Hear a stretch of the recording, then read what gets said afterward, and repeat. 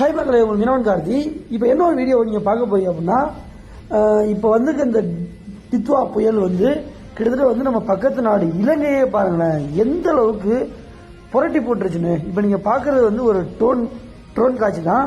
அந்த ட்ரோன் காட்சியை பாருங்களேன், அந்த நாடே வந்து அப்படியே அந்த மலையோட வெள்ளத்தில் அப்படியே மூழ்கி போய் அங்கே உள்ள கார்கள், பஸ்ஸு, அங்கே உள்ள எல்லாமே இங்கே பாருங்களேன் ரொம்ப ஒரு சின்ன பின்னமாக அந்த நாடே வந்து உருக்குலைஞ்சி போய் கிடக்கு பாருங்க.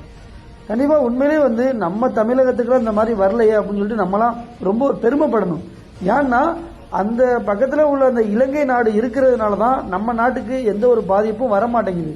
ஏன்னா நமக்கு வர்றதை எல்லாத்தையுமே வந்து அந்த நாடு வந்து எல்லாத்தையுமே வாங்கிக்கிறது.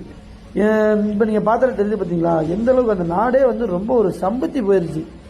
இப்போ நீங்கள் பார்க்குறது தான் வந்து அந்த ட்ரோன் காட்சி. எந்த அளவுக்கு பாருங்களேன், கிட்டத்தட்ட வந்து அடுக்குமாடி குடியிருப்பே வந்து கிட்டத்தட்ட வந்து 2 ஃப்ளோர் அளவுக்கு அதுவே ஃபுல் அண்ட் ஃபுல் வந்து அப்படியே அந்த நாடே முழுகிருச்சு.